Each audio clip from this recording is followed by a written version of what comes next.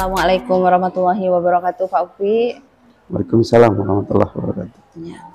Gimana kabarnya, Pak Upi? Alhamdulillah, baik, sehat. Alhamdulillah ya Pak Upi kalau sehat. Nah, baik, di percakapan pasca observasi ini, tapi sebelumnya kita sudah melakukan kegiatan pra-observasi, lalu kegiatan observasi kelas yang dilakukan oleh Pak Upi ya. Yeah. Nah, pada kegiatan pasca observasi ini saya akan memberikan pertanyaan kepada Bapak terkait dengan jalannya proses observasi kelas yang sudah Bapak lakukan tempo hari dengan tujuan untuk mengevaluasi sejauh mana proses pembelajaran yang sudah Bapak lakukan. Nah, untuk itu yang pertama pertanyaannya adalah bagaimana nih Pak perasaan Bapak terkait dengan jalannya kegiatan observasi kelas yang sudah berlangsung tempo hari? Karena belum terbiasa ya mungkin ada tegang-tegang sedikit. Tapi ya alhamdulillah. Iya, ya tegang tapi alhamdulillah berjalan lancar ya Pak. Iya. Ya, waktu itu dirasa berjalan lancar seperti itu. Iya. Ya, baik, bisa diceritakan kembali Pak Opi area pengembangan apa yang Bapak lakukan dalam kelas, kemudian langkah-langkah atau tahapan-tahapan pembelajaran apa yang sudah Bapak lakukan di dalam kelas? Untuk tahapannya tentunya saya membuat perangkat pembelajaran ya Bu ya. Ya. Kemudian untuk area pengembangannya mungkin dari area pengetahuan dan keterampilan. Siswa memecahkan, menemukan dan melakukan pengelompokan data berdasarkan kategori. Terus jadi area pengembangannya adalah pengetahuan dan keterampilan. Oh iya. Nah, menurut Bapak sejauh mana area pengembangan yang Bapak sudah sampaikan tadi, apakah sudah berhasil dilakukan di dalam kelas atau belum, Pak? Menurut saya alhamdulillah berjalan baik, namun masih adalah sedikit kekurangan. Ya, baik Pak. Sudah dilakukan dengan baik, sudah berjalan sesuai dengan yang Bapak inginkan, tapi masih ada kekurangannya seperti itu ya Pak. Nah, menurut Bapak apa sih Pak kekurangan atau mungkin kendala-kendala yang Bapak hadapi pada saat melakukan proses pembelajaran atau proses observasi kelas tempo hari? Kekurangan ya atau hambatan ya sering terjadi mungkin sama ya seperti yang dialami sama guru yang lain. Ya. Ya karena masih ada beberapa siswa yang tidak ingin terlibat dalam kegiatan belajar. Terus siswanya kurang aktif juga. Jadi adalah beberapa siswa yang tidak terlibat atau kurang aktif mungkin hanya karena mengandalkan teman. Oh, seperti itu ya Pak. Jadi masih ada siswa yang terus-terusan mengandalkan temannya seperti itu. Nah, kira-kira mengapa hal itu bisa terjadi Pak? Kenapa mereka kurang aktif? Kenapa tidak mau ikut terlibat seperti itu? Dalam diskusi ya, dalam pembagian kelompok, mungkin pembagian kelompoknya jumlah siswanya terlalu banyak. Ya, jadi saya mencoba akan menggunakan pendekatan yang sesuai dengan minat. Terus misalnya saya kelompokkan berdasarkan gaya belajarnya. Terus ada yang gaya banyak visual, auditori, kinestetik, sehingga akan merasa lebih nyaman.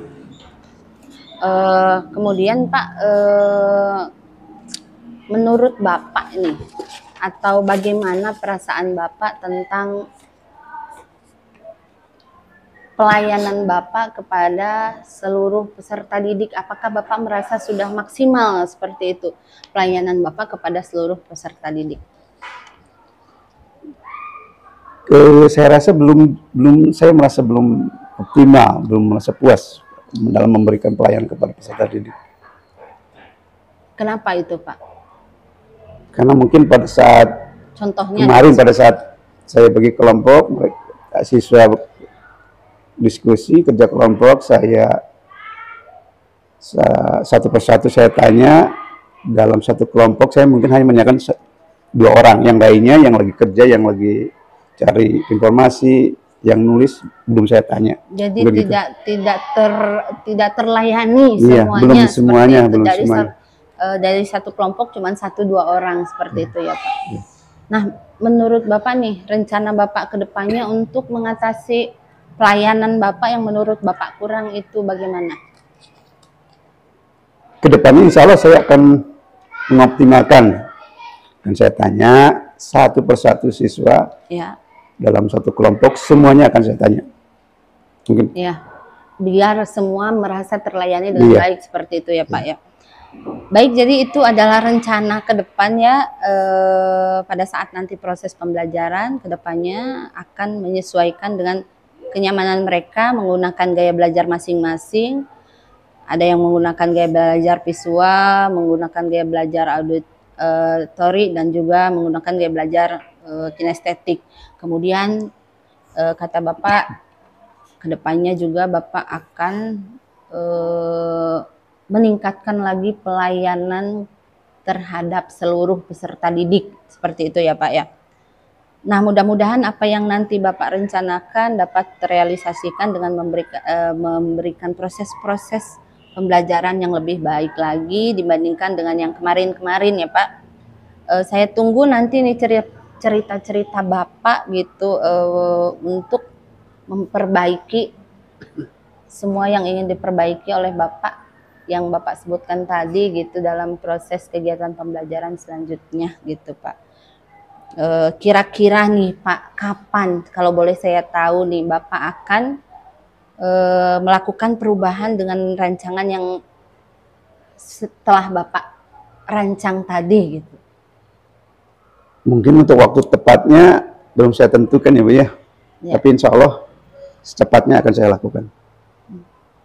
Mungkin nanti di pertemuan berikutnya bisa kali ya Pak ya. Insya Allah. Iya.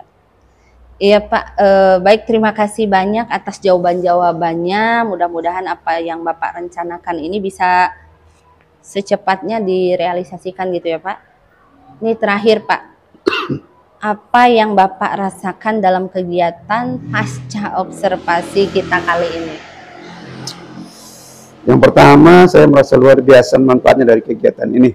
Dari pertama kegiatan, pra-observasi, kemudian observasi, terus pasca observasi, semua kegiatan ini menuntun saya untuk menemukan kekuatan dan kekurangan pada pembelajaran. Adapun kekuatan mungkin harus lebih diperkokoh dan menemukan kekurangan mungkin harus segera diperbaiki, seperti itu Bu. Ya. Sekali lagi Pak Opi, terima kasih. Mudah-mudahan kita bisa berjumpa lagi di kelas Pak Opi selanjutnya. Amin, amin. Saya tunggu kabar-kabarnya, barangkali saya diizinkan kembali bertandang ke kelas Pak Opi. Silahkan. Sekali lagi terima kasih Pak Opi. Wassalamualaikum warahmatullahi wabarakatuh. Waalaikumsalam warahmatullahi wabarakatuh.